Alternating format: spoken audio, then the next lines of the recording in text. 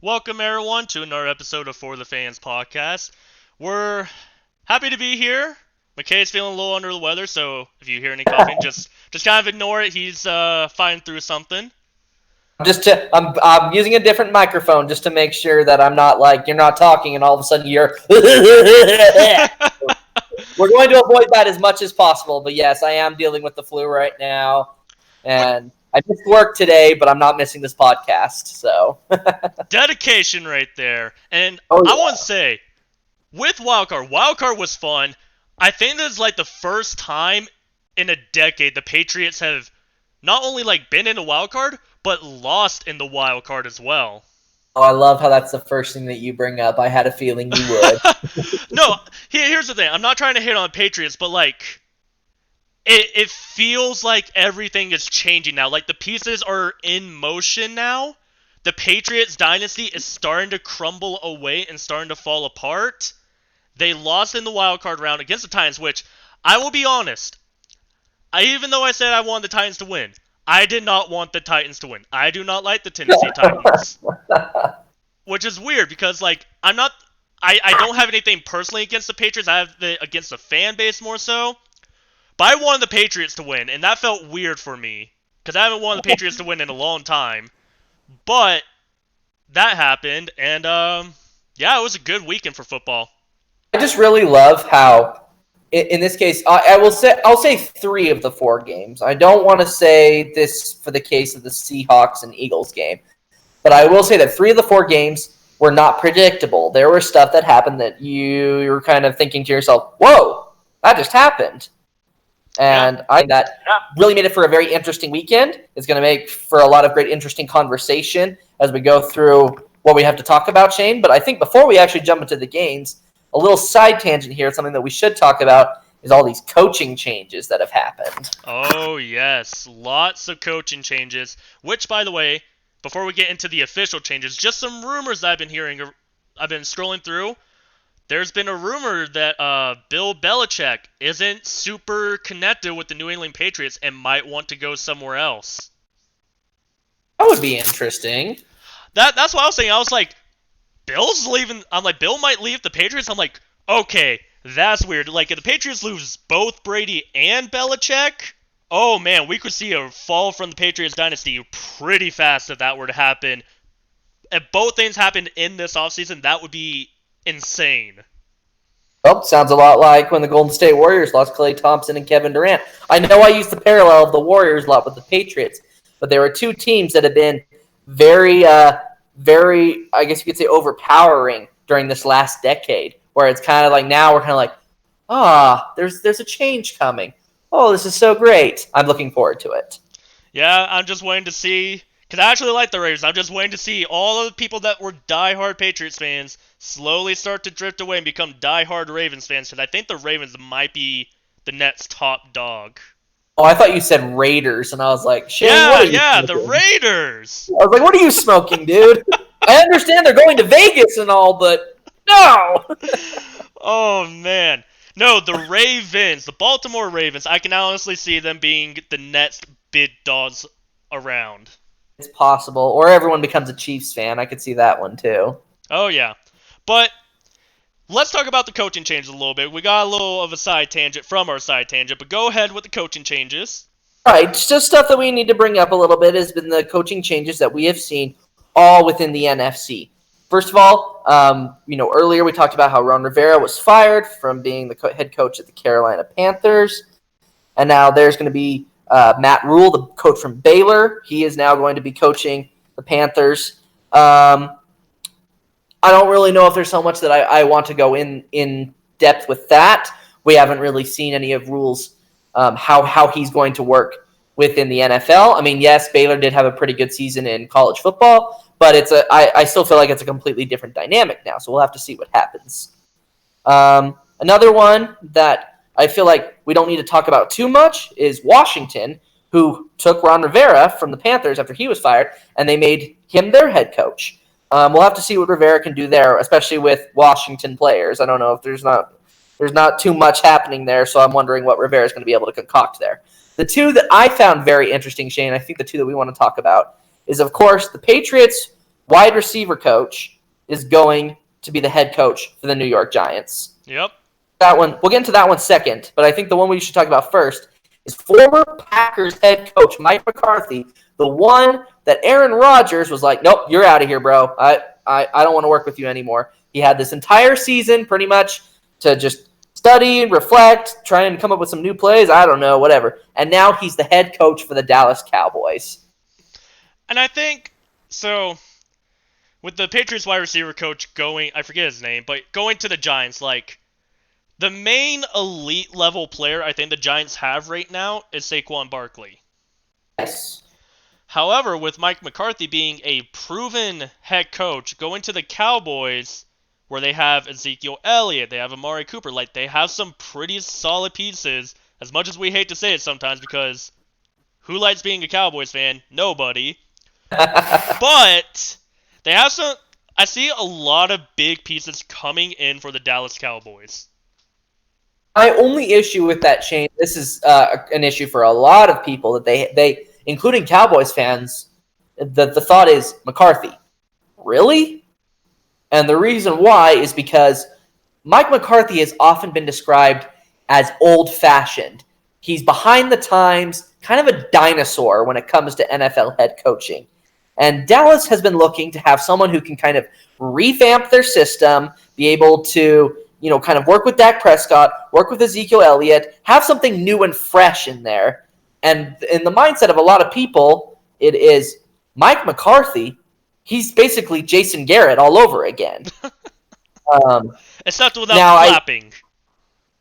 Yes, without the clapping. Now, I'll have to see how that actually plays out. I will say maybe the one thing that might be good for Mike McCarthy being the head coach in Dallas is he will not be a yes man like Jason Garrett. If Jerry Jones comes barking and trying to tell him what to do, this, that, and the other, Mike McCarthy's going to say, no, take a hike, Jerry Jones. Let me coach the team. You just own the team. Get out of here.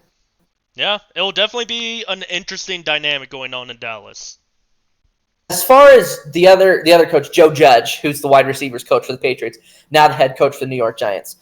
Shane, I don't want to get too political here, but because Stephen A. Smith already did that this week, talking about it. But I will say this, Shane, and this is maybe something a little bit of a problem that I have when it comes to how head coaching is going to be done going into this next season of the NFL, is we just got these new head coaches in there.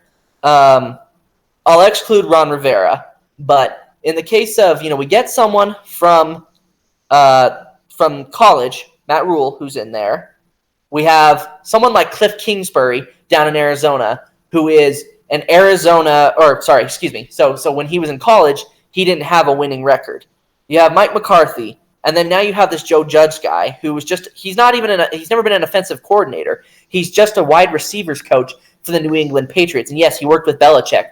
But the problem that I have is, there was a rule placed in, it's called the Rooney Rule, that is talking about, that we should look at people who are interviewing for the job from all ethnicities. And I do feel like, and again, I'm going to not try and get too political here, so we shouldn't go into it too much, but I do feel like there is a little bit of a lack of representation within the NFL head coaching, where, I guess in this case, the only coaches that we're seeing that are minorities or people of color are Mike Tomlin, Anthony Lynn, Brian Flores, and Ron Rivera. And it's just, I kind of feel like, why didn't all these teams consider other options before just hiring some random coach from college who didn't have a winning record? Do you get what I'm saying there? Oh yeah, totally. I mean, I'm looking at it this way. So, remember how for like the longest time, like almost every single quarterback for an NFL team was primarily a white man. Not trying to be like too stereotypical, but like for the most part, it was mainly a white man. Mm-hmm. Lately, we began more ethnicity at the quarterback position, and I think that's one reason. Like I've always liked the Jaguars, but it's also kind of stereotypical. Most of the Jaguars team from when I was growing up, most of their team, except for maybe like the quarterback and the kicker, were of ethnicity. And so I think I think right now the NFL is still evolving. Like we recently just got out of that like primarily white quarterback stage, and we're getting into a more ethnic quarterback stage. I think the same thing is going to happen. At least I hope it happens for all positions within the NFL. Owners, coaches, everything all above. Jaguars have a coach. I think he's from India or something. I don't remember where Shah Khan is from, but like I think we're starting to see that more ethnicity, but I think there's still a little part of that, like how we were talking about the old-fashioned football of where they're still primarily of one color, and nothing wrong with anything, but I think we're moving to times to see more ethnicity, and I think honestly, teams should start interviewing the best person available or the best person that fits them. Exactly, and not just kind of saying, "Oh, this guy," even though he's never. And I guess my problem is with Joe Judge, where I'm like, he's never been an offensive coordinator. New York, why did you hire him? I mean, you're the media capital of the world, and you're with a four-time Super Bowl winning New York Giants franchise, and you hired a guy who's never even been an offensive coordinator to be your head coach. Did you really consider all the options? That's just my beef there. Yeah, I mean, I totally agree with you. I honestly think that all options should be considered. Everyone should start growing. Everyone should start developing. We're entering a new age. And speaking of new age, one thing, and this is very, very small, slight tangent, I really wish we could also go back to some of the old-fashioned football in regards to the physicality of it. I will agree with that. Now, I understand that we have to protect players' health and everything like that, but I will say I do miss that. I do. That's one old-fashioned part of football that I'm like, oh, I miss that. Well, here's the crazy thing about it is that if you look back to like some of the old stuff, like before we were born, because we were born in the 90s, if you're looking like into the 80s and before, like they had almost no equipment, almost no protection, and I feel like they had way less injuries than our players do now. Players now, almost every single play, I feel like somebody's getting hurt one way or another. I mean, look at Carson Wentz from this past weekend. Got hit in the head, unfortunate.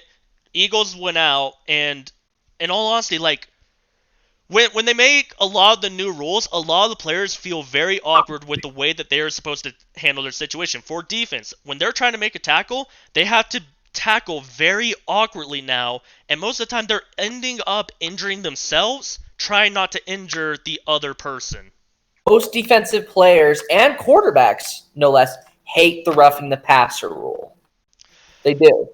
Yeah, because we've seen in time and time again, not only in this season, but in the season before and season before, where where the quarterback will just get like barely tapped on the head or anything, and flag thrown, 15 yards, automatic first down. It's just like, he didn't even touch the guy. Like, let it go. In addition to that, Shane, you talked about the physicality side of it too. The thing that something that I'm not a huge fan of when it comes to the NFL these days too, is a lot of the demands that players are making now too. And I'm just going to use one case and example. Antonio Brown? Yeah, exactly. Like, you know what's coming. You're like, oh, it's AB. He's going to bring up AB.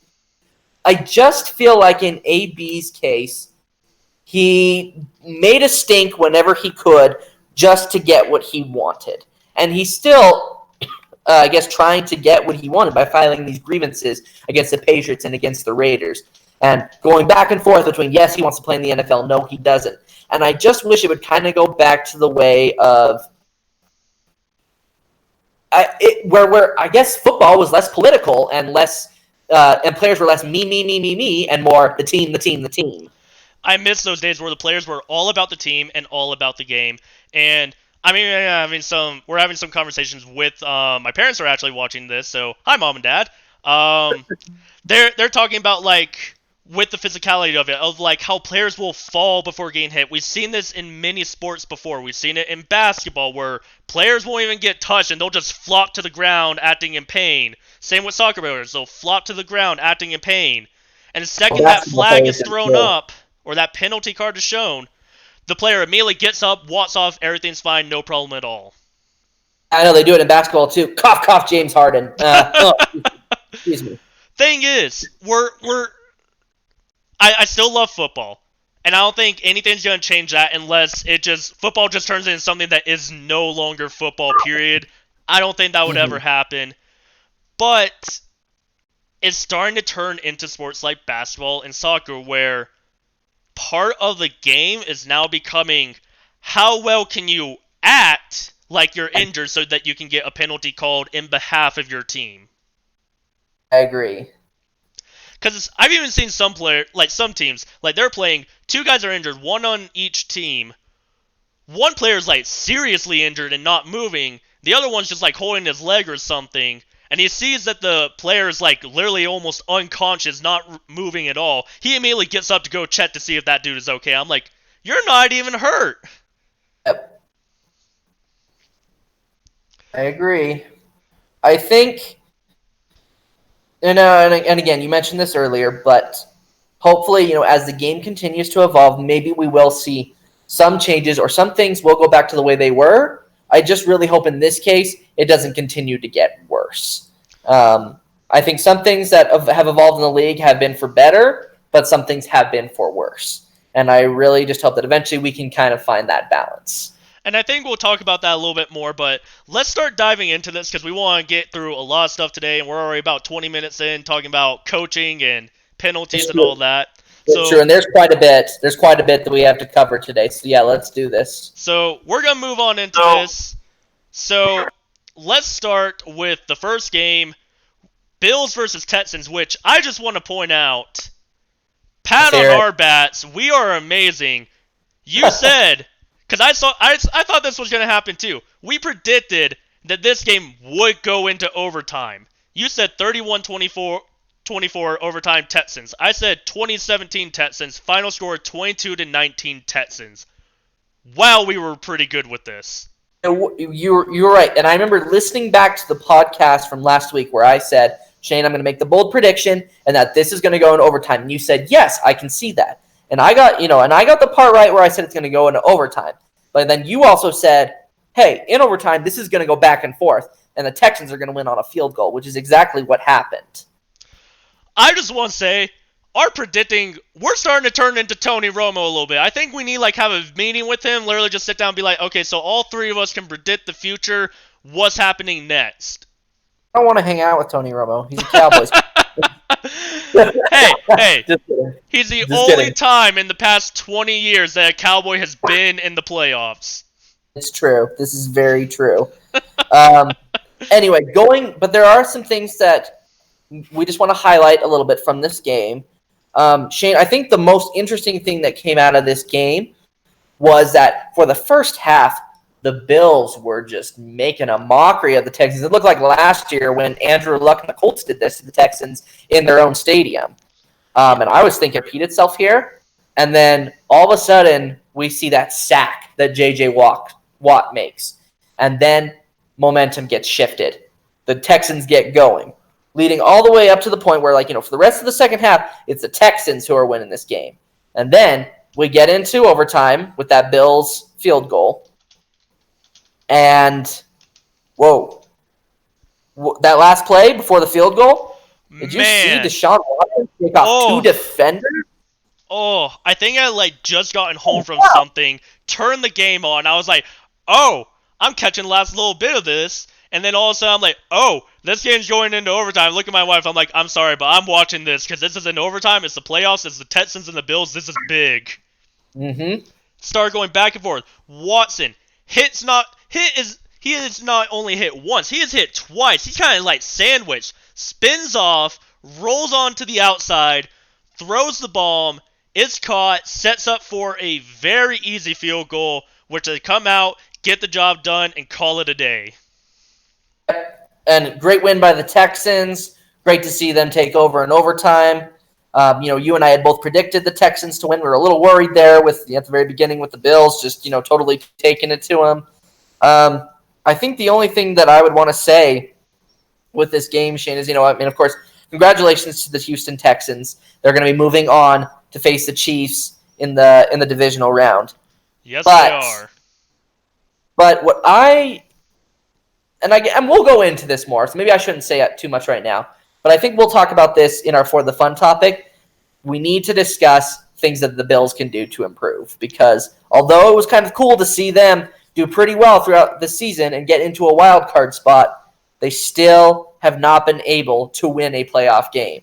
I mean, we're going all the way back to the Music City Miracle, and they are not winning playoff games, and it's hard to see. So what needs to be changed for the Buffalo Bills? And I guess we'll talk about that as we get further down throughout this podcast. Definitely. And I do want to say congratulations to the Texans. Same division rivals. I have a lot of love and respect for them. Buffalo Bills, though, that is a heartbreaking loss, but in all honesty, I have high hopes for what you guys can do in the future. I feel like you guys are in good hands and can keep building and growing.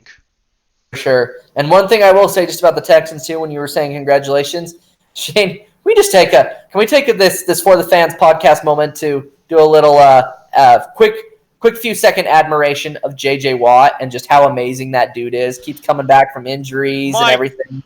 Okay, I've said this before. J.J. Watt is probably one of the players that I respect and admire the most in the NFL. I've had a few of them, primarily from my team. But outside of my team, he is probably one of the only or the very few that I have highly respected. The other one being Steve Smith when he was on the Panthers, because I met him in person. Steve Smith's actually a really cool, fun guy.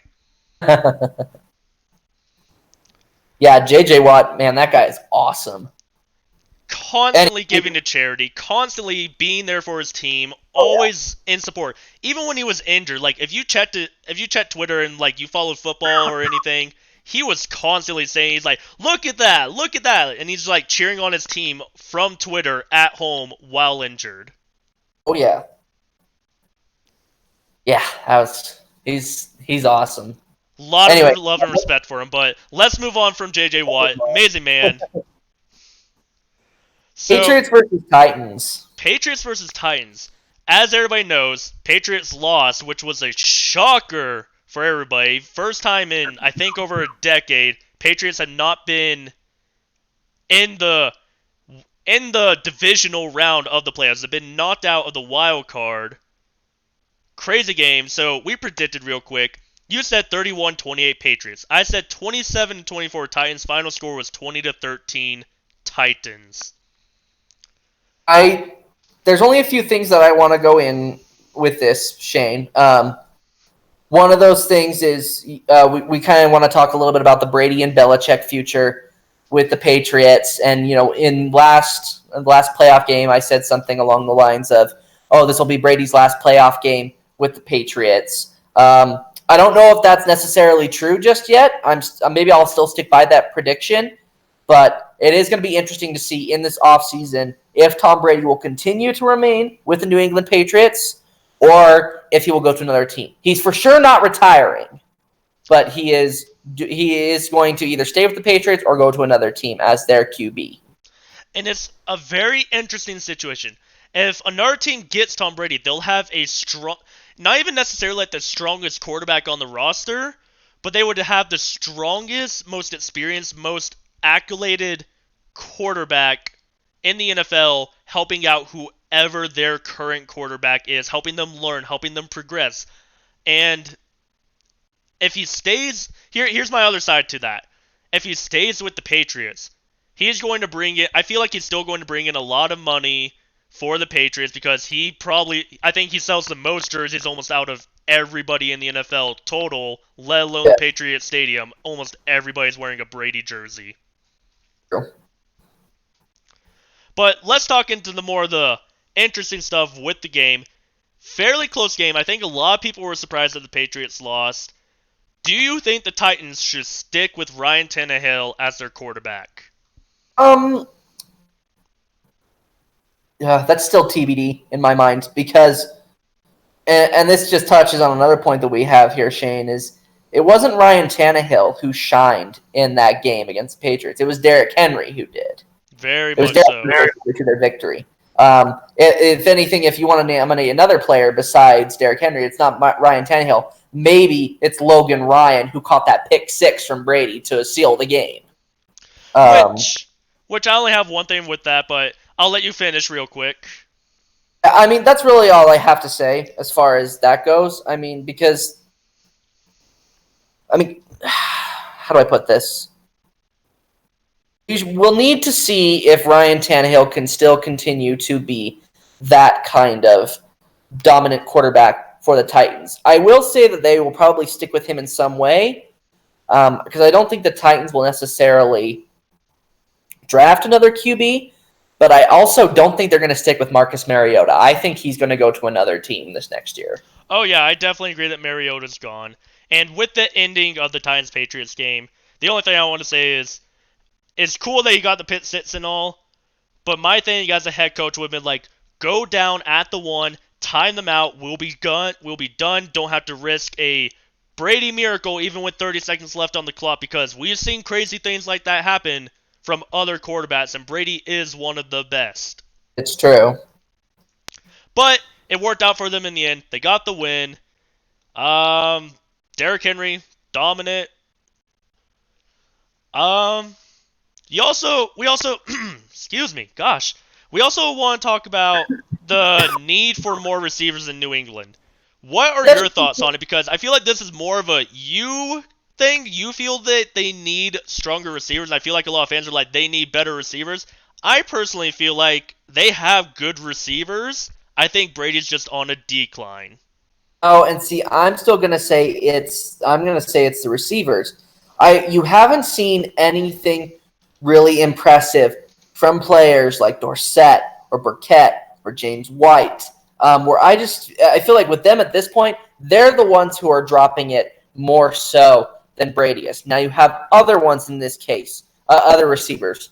You have N'Keal Harry, who's the rookie out of Arizona State. He really hasn't shined all that well either. I think you need someone a little more explosive in order to do what needs to be done with Brady. I feel like the receiver who can do that is Julian Edelman. And yes, he's still there. But what do all teams do? Oh, you just double team Edelman and you're probably fine. In this case, I think it was actually a bigger blow than the Patriots had anticipated, and that was losing Rob Gronkowski. Because the weakest position when it comes to receivers for the Patriots offense is at the tight end position. They have not been able to find someone like Gronkowski to fill that void.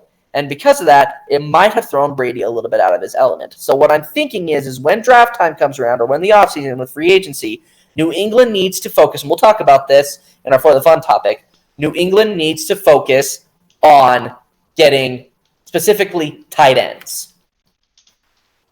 I mean, I can definitely see that. I mean, my team is in desperate need of a tight end, and I can just say tight ends are... A good tight end is hard to find, but when you find a good one, you want to hold on to them because they do so much for the quarterback. They can catch balls that their receivers might not be able to just because of how big tight ends normally are. They can also help assist with blocking if needed, which some teams, in all honesty, really do need that extra man to help out with the blocking. And I'm not talking about having a tight end specifically for catching and a tight end specifically for blocking. Those can work, but it's a lot of interchanging and a lot of other stuff, and it gets a little confusing. Having one reliable guy who can do both very solid is ultimately the gold standard that you would want. And that's, I think, something that the Patriots will need to focus on in this offseason, especially if they want to keep Brady around. Whether that's pulling Gronkowski out of retirement or drafting a better tight end, they need to focus on that. All right. Anything else you want to cover with the Titans and the Patriots? Nope, let's move on to the Sunday games. All right, so first, which I would say this is probably the biggest upset, we said it was Vikings and New Orleans Saints. Went into overtime, the Vikings winning it. I'm going to talk more about that because I'm pissed with that for a specific reason. So our predictions, we said the same thing, 28-17 Saints. Final score 26-20 in overtime, the Minnesota Vikings. Let me just preface this before you go into your thing, Shane. Okay. This is the third time that the Saints have gone to the playoffs and have been knocked out of the playoffs early. And it's happened in every game. In 2017, it happened in the divisional round. Last year, it happened in the NFC Championship. And this year, it happened in a wild card game. This is the second game, this Vikings versus Saints game. This is the second game in the past few years where the Saints have lost to the Vikings. And this is the second game in the past 2 years that the Saints have had a controversial no call when it comes to pass interference. And Shane and I, you and I, we talked about weaknesses for the Saints, and we couldn't really find one except for the fact that we're like, if they lose this one, they're cursed. What are your thoughts on that? The curse is real, and I hate that it's real. I like the Saints, and I don't want the curse to be real, but everything's pointing to the Saints are just cursed in the playoffs. Honestly, my biggest thing. I mean, my biggest thing. The reason why I think they lost. So yes, there was a pass interference. That was big. I think the biggest thing, and this is something that I think should personally change within the NFL, is the dang overtime rule. Because a lot of people will say, oh, but it's overtime. Like, your defense should have stopped the offense from scoring a touchdown. And I'm like, yeah, but it's also like luck of the draw of who gets on offense first. And some teams have a way better offense than their defense. Not saying that either team's defense was bad. I feel like if the Saints got a chance to get the ball, they would have immediately scored and bounced right back, and it would have kept going on. That's something that I personally would like to see change because, one, it gives us more football, especially if there's overtime. Two, I think, like, in the regular season, it's not going to matter too much because, if anything, it'll just end in a tie. But in, like, playoff time, it's do or die. And when you don't even get a chance to do, it's just, it makes you feel empty. It makes the whole fan base kind of feel like they just missed out on everything. Honestly. But and this happens for the Saints. This happens for the Saints too often, whether it's a Minneapolis Miracle or a clearly blown call made by the refs when it comes to pass interference. It's just it's got to be so frustrating for Saints fans. And I think Drew Brees is definitely not done. He's still proving that he is good. Yes, he did fumble twice, but he's still been a solid quarterback. He's still dropping good passes when his team needs them. And I don't think he's ready to hang up his cleats quite yet. I think he's very hungry for that Super Bowl. I think you're right. Other than that, I think the one other highlight that we want to emphasize was Taysom Hill's amazing 50-yard pass to set up the touchdown. I think... excuse me. Yeah, there's the flu coming in. I think that's something we can talk about a little bit later in our For the Fun topic, is the future with the quarterback situation in New Orleans. Because we will need to find out, coming into this offseason, is, will the Saints still decide to hang on to Drew Brees? Or will Sean Payton be like, nope, it's Taysom's turn? We'll have to see. Definitely. And now we move on to our last game, the last wildcard game before the divisional round, Seahawks versus Eagles. You said 31-17 Seahawks. I said 35-21 Seahawks. Final score, 17-9 Seahawks. The only thing that I'm super shocked by is how much of a low scoring and closer game that this was. The only two things that I really do want to highlight in this before we go into the divisional round game, Shane, is one, man, dude, Carson Wentz is made out of glass. He keeps getting hurt, and it's annoying. I mean, this is the third time where it's just like, this game, Wentz has been with the Eagles. This is his third year. Third year, right? Or is it fourth year? I think it might be his fourth. It's his fourth, yeah, I think you're right. But this is his first time ever playing in the playoffs. And the Eagles have gone to the playoffs twice beforehand. But he keeps getting hurt. And the last 2 years, they've had Nick Foles step up for that. They don't have Nick Foles this year. And we think it's going to be all fine and okay because Carson Wentz is healthy going into the playoffs. And then he gets hit in the head by Jadeveon Clowney, and boom. They have to have Josh McCown come in, and it was all downhill for the Eagles from there. And I just want to point out, I saw a lot of people, when that hit happened, saying that Clowney is a very dirty player and all this other stuff. I don't think that was a dirty hit, because we've seen people... We had an award ceremony not too long ago about dirty players, and it was Vontaze Burfict and Myles Garrett. Those were... Myles Garrett, I don't think, is necessarily a dirty player, but that was a dirty move. But when I think of dirty player, I think of Vontaze Burfict because he's always in some kind of trouble and always doing something. What happened to Wentz, I think, is unfortunate, but I don't think that Clowney did it intentionally. Yeah, I agree. Now, as for the Eagles, if any big name Eagles coach is watching, if you want Foles, you can take him back from the Jaguars. I don't think that we'll be needing him. Yeah. I don't think it's nothing against Foles. I just don't think he fits our system. And I think that he'll have a lot better of a time with the Eagles. Yeah, I think you're right. But, so Josh McCown comes in for Carson Wentz. The Eagles lose. Marshawn Lynch returned, did fairly good. And then DK Metcalf had an amazing touchdown catch. Yeah, which I'd like to point out. I think what is it? DK Metcalf is the youngest Seahawks player in their playoff history to like catch like that large of a touchdown pass. Pretty cool. And we'll get into this as we go into our talking about our division games. But Shane, I am a little concerned about the fact that the Seahawks were only able to score 17 points against a banged up Eagles team. A very banged up Eagles team. What's that going to mean with them going up against Green Bay? That's something we'll need to talk about. Definitely. And I mean, we've seen how the Seahawks can either like do domination or not even necessarily domination, but play good football against really powerful teams. And then when they play teams that are kind of like not the greatest, they kind of just fall apart and keep it a fairly close game. Yeah, definitely. But let's move on from that. So I believe we can now talk about the next games coming up, the divisional games. So let's start off with the AFC, Titans at Ravens. Boy, this is going to be interesting. Who do you have and all of that fun stuff? Let me just say this. I think the Titans are a good team, and I think Derrick Henry is a generational talent. But the Ravens are a juggernaut this year. They are so good. And they're going to try really hard. But I feel like the Ravens are just going to run away with it again. All right, what's your score prediction then? Score prediction, 38-21.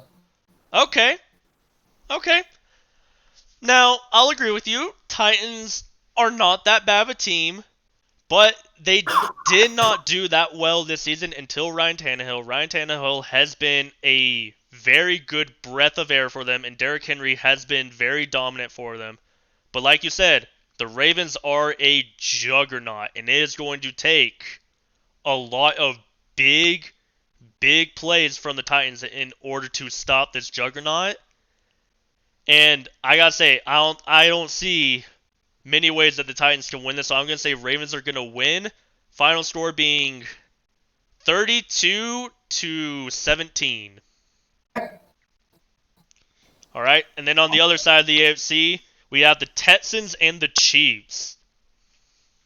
I think this one will be closer than the Titans and Ravens game will be, and I think it will be definitely also the more interesting game to watch because it's going to be closer. I say the final score for that game, and it's going to be more of an offensive game too. So it's kind of interesting. Now I'm almost starting to second guess myself. I'm thinking maybe the Ravens and Titans won't be such a high scoring game, but I'll still stick with my prediction there. But for Texans and Chiefs, I'm also going to say that's a high scoring game. That final score is going to be 31-27. Kansas City takes the win. Oh, and my family is also saying that the Chiefs are going to dominate. I'm going to take the opposite side, though. I'm going to say the Texans are going to pull the upset. I want to see a Ravens and Texans AFC Championship game. I'm going to say the Texans take it.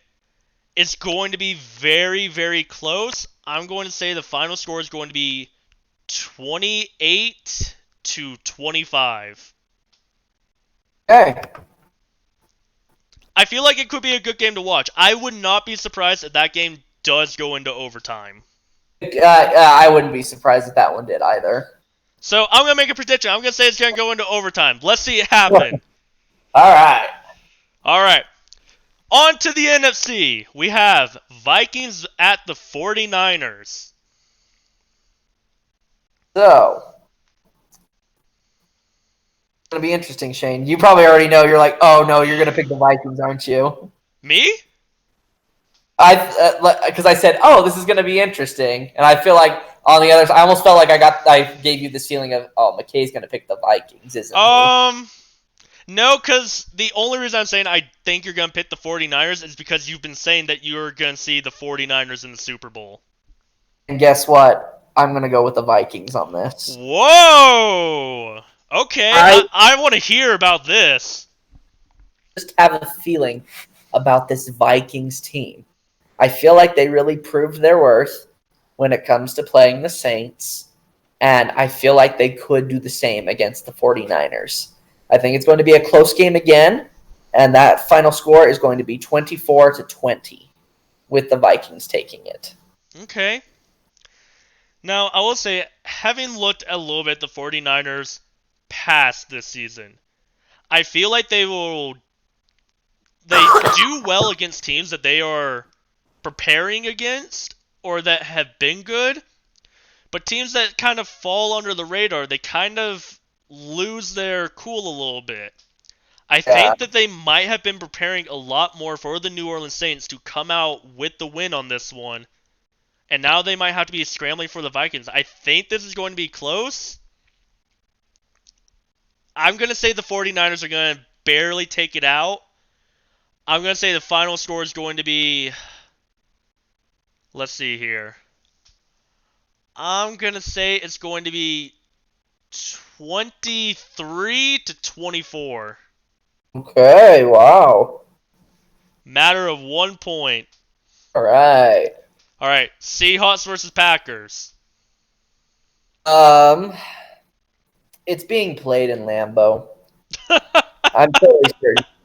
I'm fairly certain that the Packers are going to win this game. And I think the final score for this game is going to be, let's say 27-24. 21. Let's go with that. 27-21, Packers. I'm going to say the Packers are going to win it as well. I'm going to say it's going to be 28-21. And I want to make an interesting note real quick. For people watching, I'm a big fan of Jaguars. You're a big fan of the Chicago Bears. I just want to say, our division has proven to be a top division for the main reason. We both have two teams from our division still in the playoffs fighting it out. True. Not to mention the fact that I predicted the two NFC North teams to play each other in the NFC Championship game. That's true. I still think the Ravens are going to take it all, but that's our predictions. That's who we think are going to win.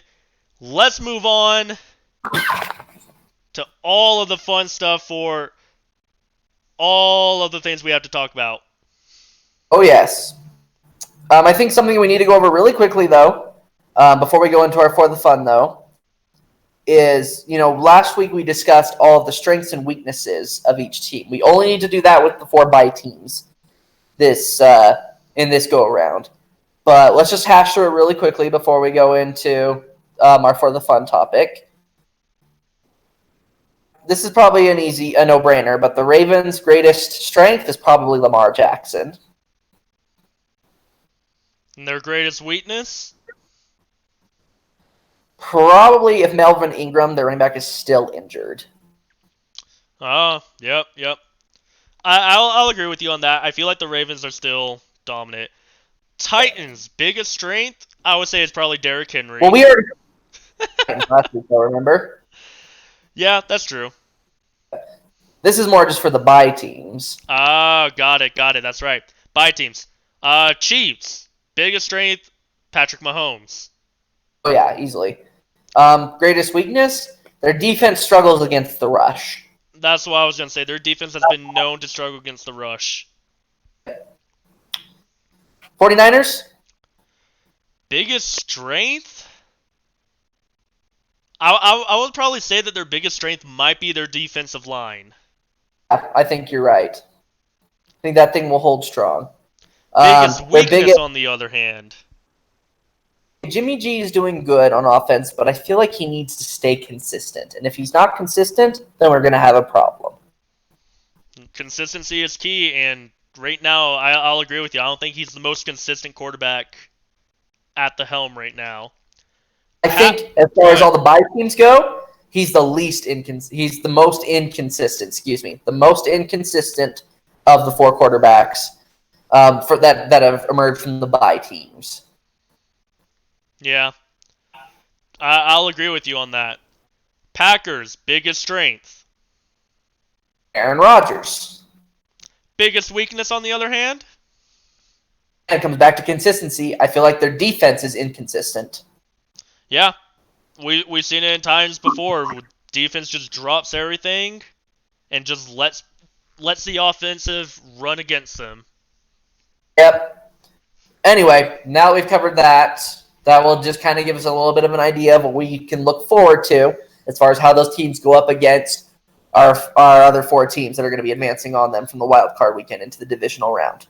But we've talked a lot about the teams that are still gunning for that Super Bowl title. Let's now shift to talking about the teams that are no longer in that running and what they can do to improve for next season.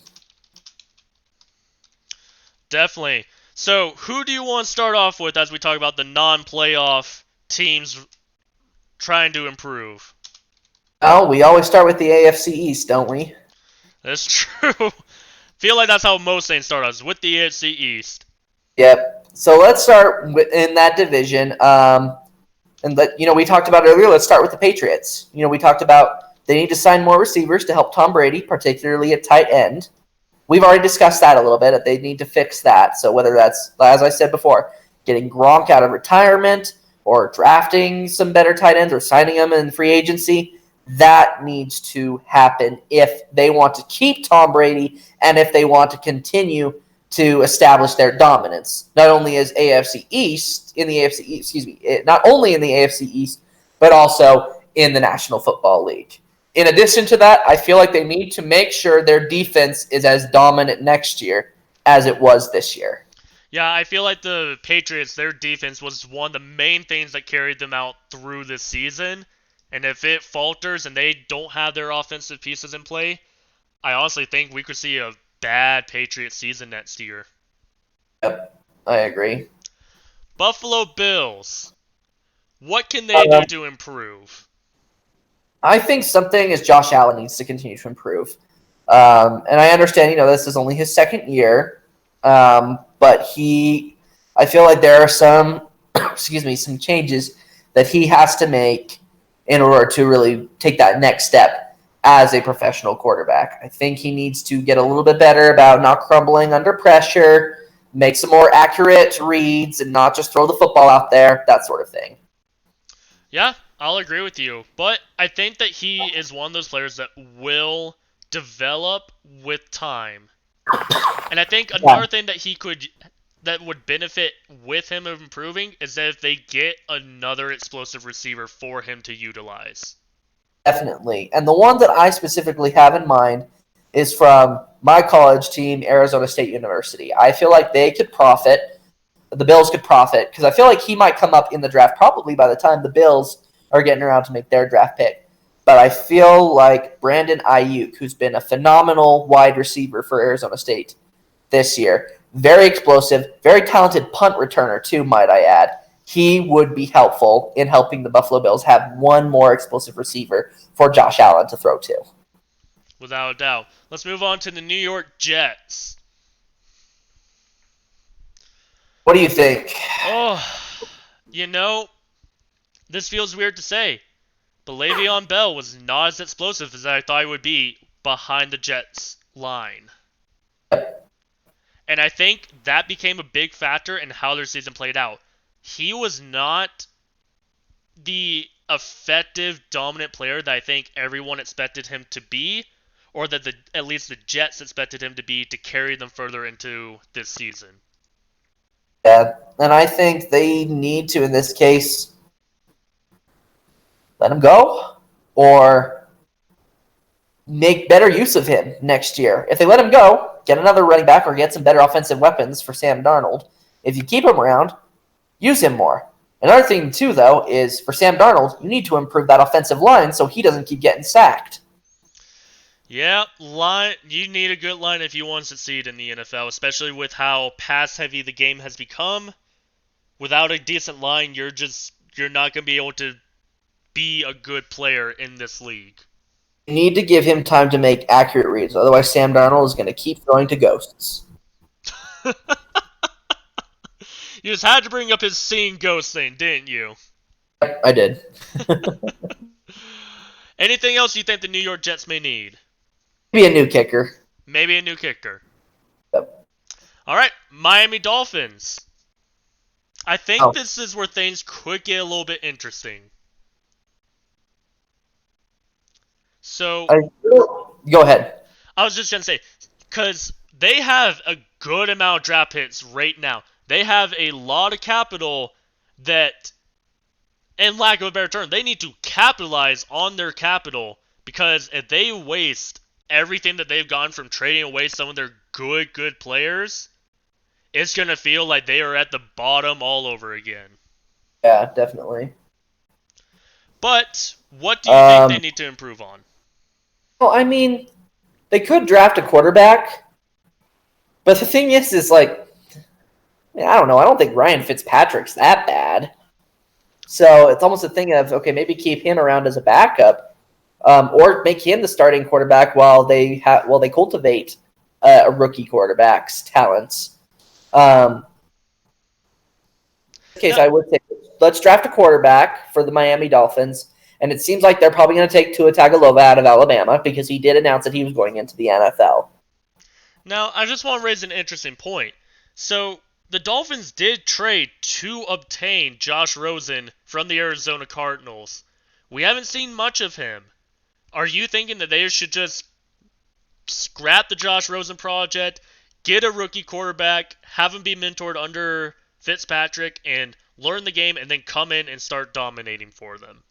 Yes, I think they should, because Josh Rosen did start a couple of games this season, and he didn't turn out all that well. He wasn't really all that good with the Cardinals either. They just brought him on just in case Fitzpatrick didn't pan out. All right. And of course, it's not like the Cardinals were going to use Rosen. They got Kyler Murray. It's true.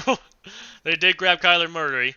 But so you're thinking a quarterback. I just think that they can use a lot of improvements, and I think they just need to make sure that what they did to obtain all the picks they have now, they have to utilize it properly. Agreed. All right, let's move on to AFC North. Pittsburgh Steelers. In this case, bring back Ben Roethlisberger. I think he's still got a little bit more left in him. And just fix the little offensive issues. That's going to make it a lot easier for the Steelers to come back next year. Yeah, I would agree, because one of the things I remember is that Steelers have always had a pretty solid offense, and they had a good defense. It felt like this season their offense started... I think their offense was very terrible at the very beginning of the season. They started to get some of it under control towards the end, and they just barely missed the playoffs. Right, I agree. And Duckmaster chiming in. He says his Steelers need either a better backup quarterback, a new backup or a new quarterback coach, especially if Big Ben doesn't fully recover from his elbow injury. Wishful thinking, but would love to somehow see Jalen Hurts in a Steeler jersey. And he needs more playmakers. That would actually be really interesting. Or there's a couple of other options. Jake Fromm from Georgia just declared that he was going to go into the NFL. If not, maybe Jacob Eason from Washington. We'll have to see. Yeah. I think there's some ways they can improve, but I think they can easily come back, improve, and start to dominate once again, because they started to pick up a lot of steam towards the end of the season. It just didn't quite pan out the way they wanted it. Unfortunately, no. But let's move on to the Cleveland Browns. My goodness, I feel bad for Cleveland at this point, because the one year I felt like everyone had high expectations for the Browns. They had all these good pieces in place, and they just kind of died. They finished with a 6-10 record. Yeah, they kind of died. Yep. Some of the things that we had on here as far as things to fix, they've already gotten started. They did fire Freddie Kitchens. That was a smart move. Um, and with that, they'll need to find a coach who can help Baker Mayfield cultivate his skills. I think they need to focus more on the run game, so maybe put a little bit more on Chubb than on Mayfield. Definitely fix offensive line issues because that doesn't help Mayfield at all either. The young on here, maybe, just maybe, trade Odell Beckham Jr. I would say trade OBJ.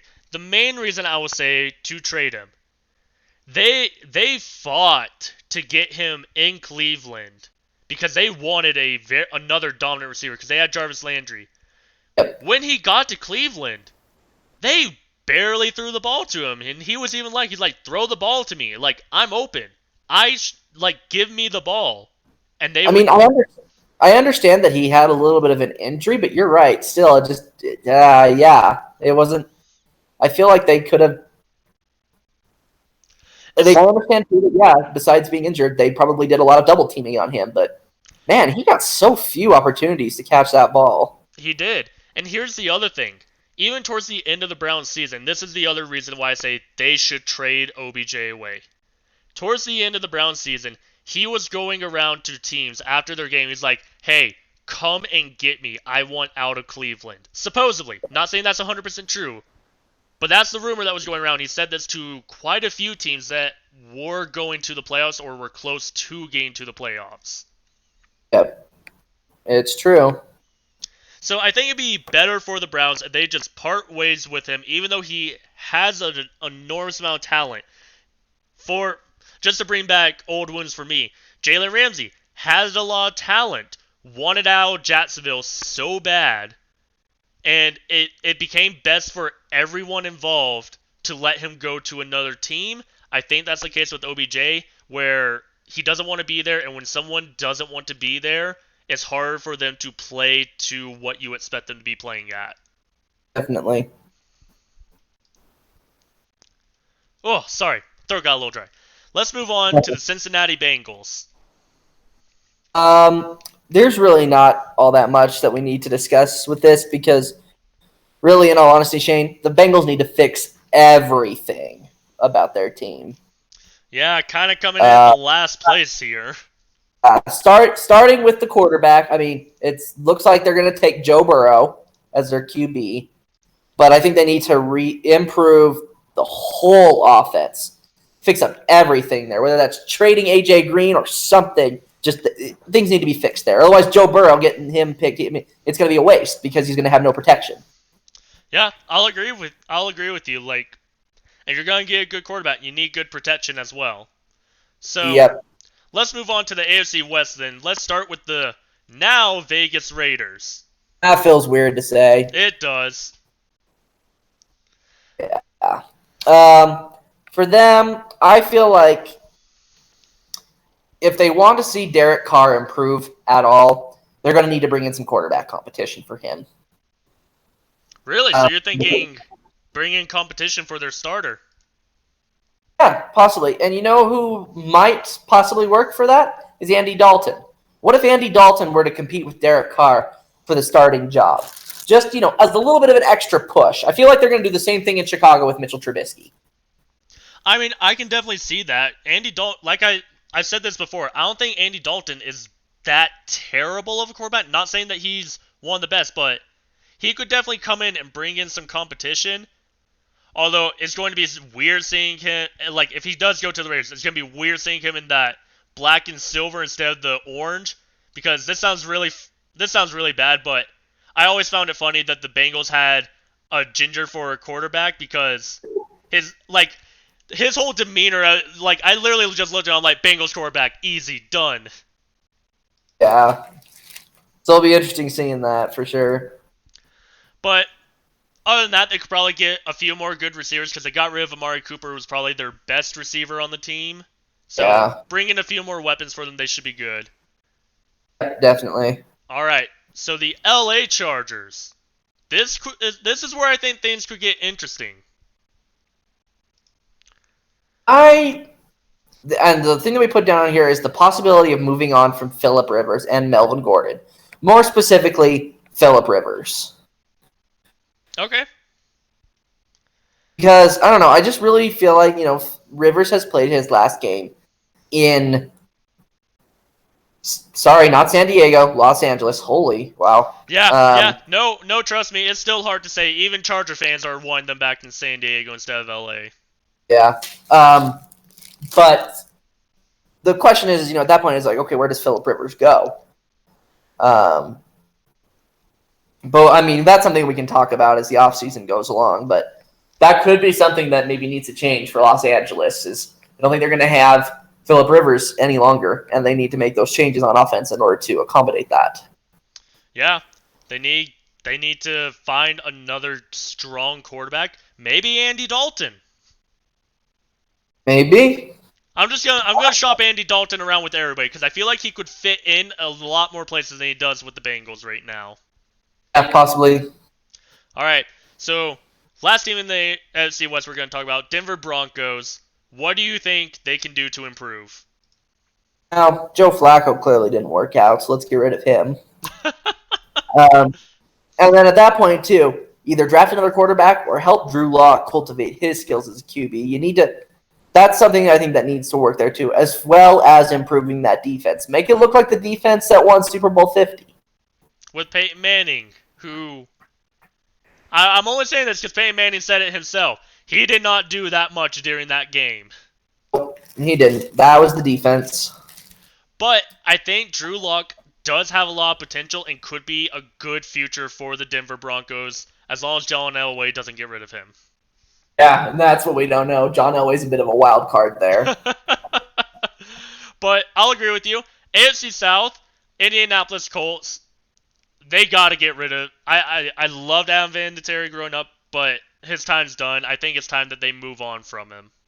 Special teams need to be fixed. The defensive issues need to be fixed. But I think the biggest one is they need to have more receivers. Because, I mean, it doesn't help that T.Y. Hilton was injured. But things need to be fixed there in order to help Jacoby Brissett. Yeah. The Colts are, again, going to be in trouble. Yeah, and here, the crazy thing is, the Colts, for the longest time, were even eyeing a playoff spot for the longest time, and then just fell out. Exactly. They missed their shot. But let's move on to my team, the Jacksonville Jaguars. Take it away. All right. So, what we have on our list is possibly fire Doug Marrone. We'll see. We'll have to see how that goes because Tom Coughlin is gone. And everyone's basically reporting to Shad Khan now, so we'll have to see how that goes. If I were to say anything, I'll give Doug Marrone another shot now that Tom Coughlin isn't at the helm controlling everything. Yeah. Oh, what's his name? Oh, I forget his name now. Wow, I didn't think I would forget their names. I think our defensive coordinator needs to go. And David Caldwell, that's his name. I think David Caldwell should go because he works in the front office and he has not been that great for our front office. The other thing, trade Nick Foles. Sorry, Nick Foles. I like you more as an Eagles than as a Jaguar. You fit better there. You don't fit in here. And it's really hard to play for a team when most of the fan base is preferring the sixth-round rookie over the Super Bowl MVP who beat Tom Brady with the Eagles. It's kind of hard to trust you when we saw all of your disasters from the season. And just, I have the feeling that he does not want to be in Jacksonville necessarily anymore. And if he does, he just wants to be here to basically be here in spite of the fans and to prove everybody wrong, which if that's motivation to get him good, I'm okay with it. The other two big things is that the biggest thing I would probably say, fits the offensive line. I cannot stress this enough. The reason why I think Foles has done bad in Jacksonville is because of our offensive line. We have almost zero protection. We have decent receivers, but they're all still young. No one's too terribly elite. Like, I'm just going to use primetime Antonio Brown. when he was the good Antonio Brown. Julian Edelman. We don't have anybody quite like that. I think we could, at boosting that offensive line, will give Gardner Minshew not having to scramble around as much, which he can do well, but keep that in your back pocket in case of an emergency where he's not having to do it every play. Yeah, definitely. Anything that you want to add? Oh, I think you pretty much covered it as far as the Jaguars and the things that they needed. There's a lot there, so we should move on before I just talk about the whole roster. I'm going to go through the NFC East next really quick, but I'm going to go through it really, like I said, I'm going to go through it really quick just because there's so much that needs to be fixed. Because the NFC East was a dumpster fire. So for starters, Philadelphia Eagles, fix your offensive issues. That includes Carson Wentz. Sign better defensive players for the secondary. Again, really just need to toughen things up there. Make it look more like the Philly special team that we saw win the Super Bowl. Dallas Cowboys, hire a new head coach. That happened. Improve your defense. And then, again, biggest thing, use Ezekiel Elliott more. I feel like he needs to be used more than Dak Prescott does. Washington Redskins, hire a new coach. Done. Hopefully Ron Rivera can help Dwayne Haskins. And then fix your offensive issues, which includes, hey, maybe in the offseason, maybe get some better free agents. Some people who will come to Washington that can be, I don't know, a little bit better. Yeah. Hang on 1 second. Ugh. And then lastly, New York Giants, get a new coach, which they did. Pick a starting QB, which in my case, go with Daniel Jones. Get rid of Eli Manning. Yep. Get Saquon Barkley out of his slump and fix that defense. Yeah, I think the two biggest things is having Daniel Jones be the official starter, having him be that caliber, and then getting Saquon Barkley where he needs to be. Yep, definitely. Let's move on, and I'll hand this one completely over to you. NFC North, Chicago Bears. I think a big thing is revamping the offensive line.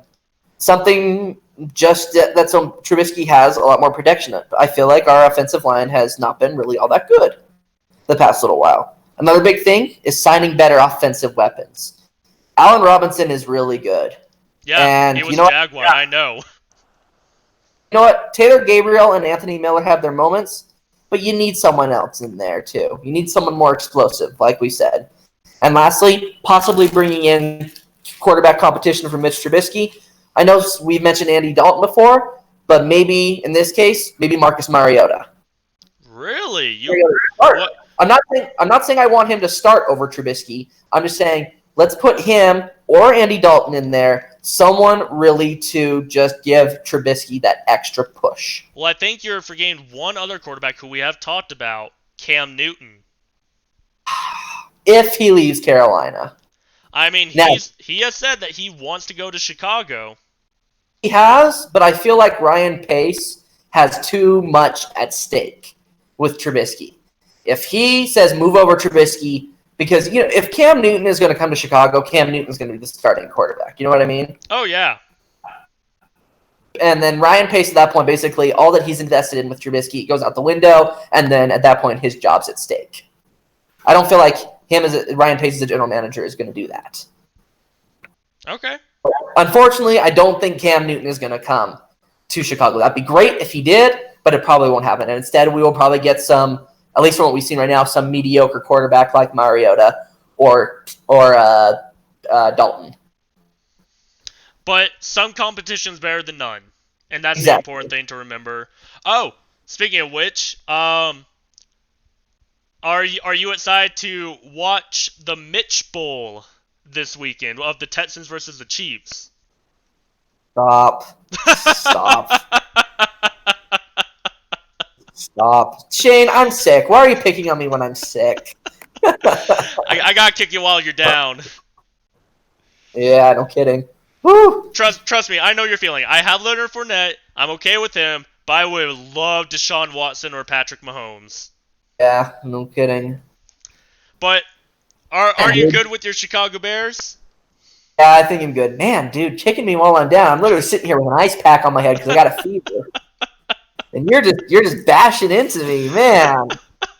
Cold-blooded. oh, don't worry. I'm sure you'll get me back. Yeah, probably. All right. NFC. Oh, wait. I'm skipping. Detroit Lions. They need a healthy Matthew Stafford and Darius Slay. Yep.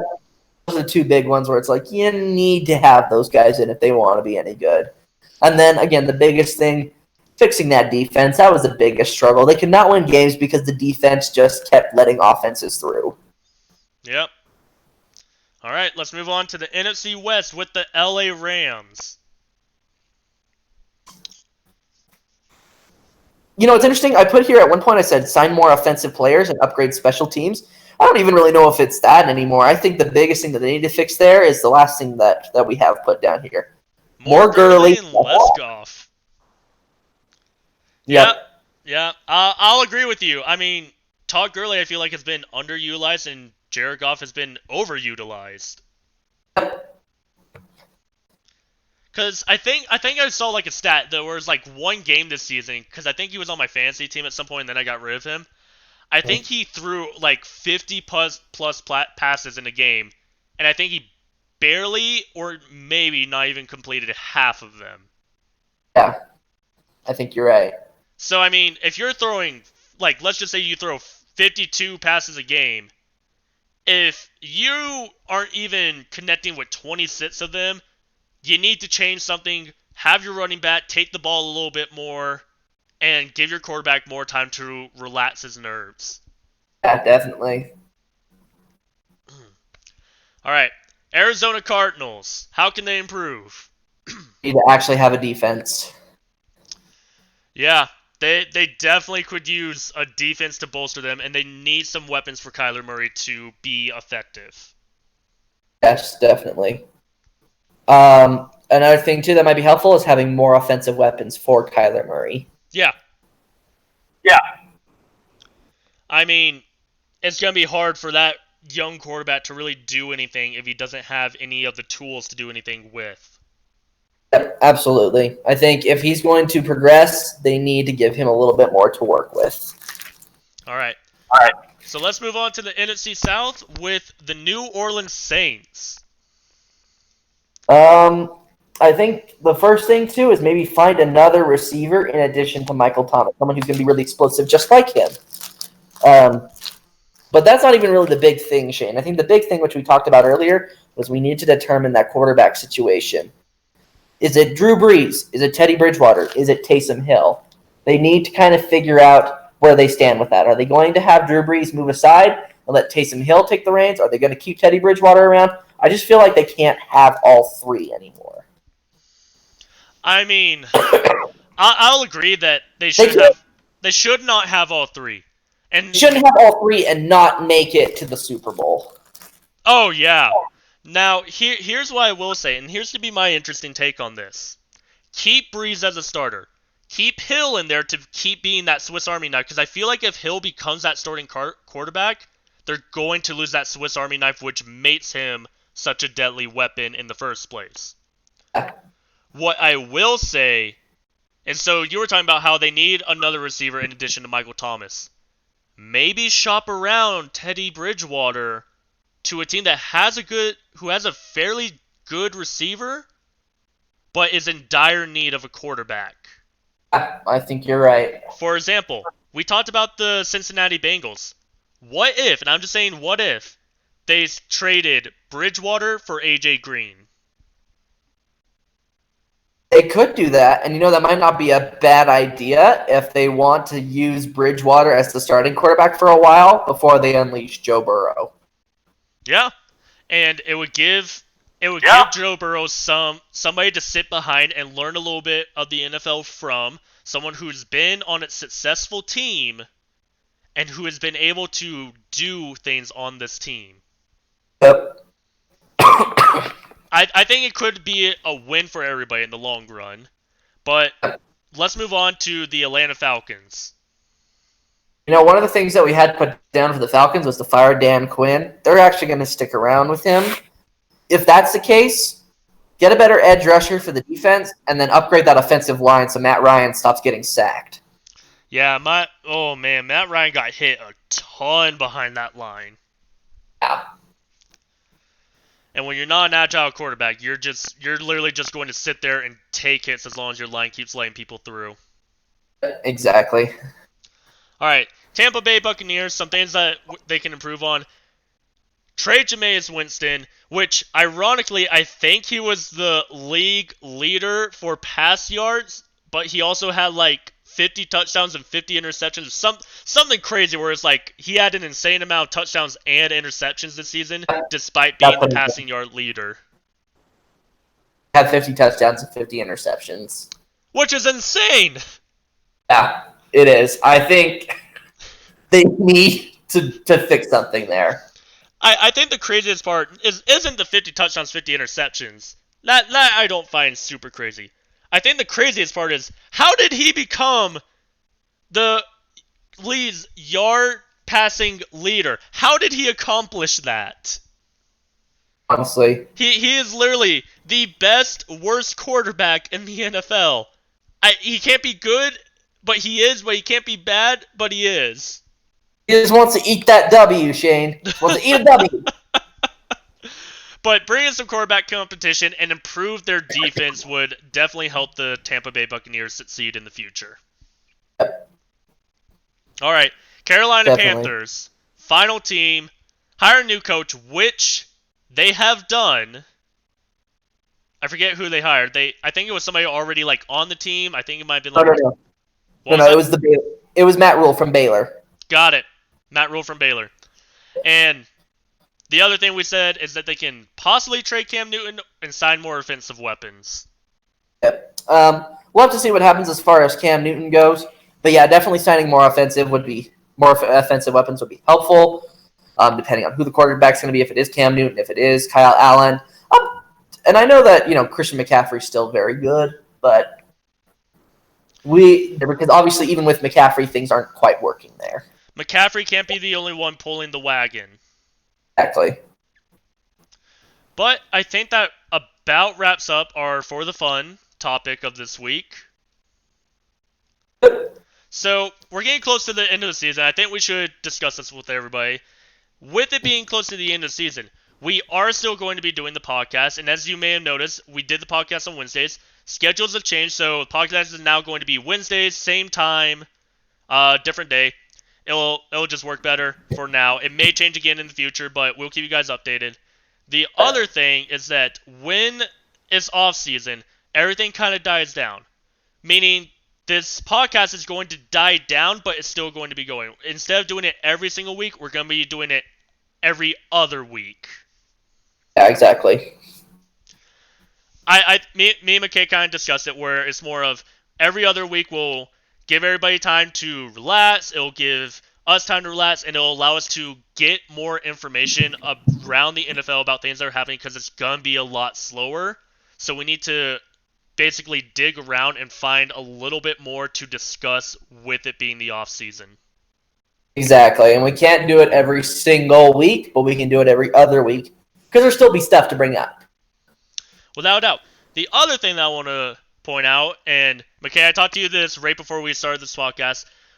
In the future, I don't know if how soon or how far, but hopefully fairly soon, For the Fans podcast will have its own website as well that I'm going to personally start working on and building and trying to figure out all the details of that. It may look a little rough at first, but I'm hoping that it will improve eventually.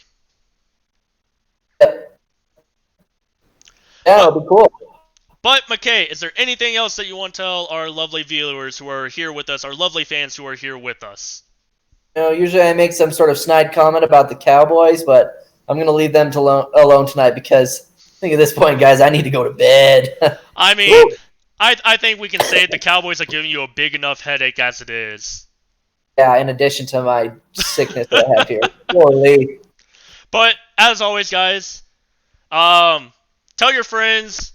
If you missed this, watch it. We'll have it posted on YouTube. Go there. Always like, always follow. On Twitch, you can't like, but you can at least follow. Tell your friends to follow. It's super fun. We enjoy having you guys here. We enjoy talking about football and all the discussion.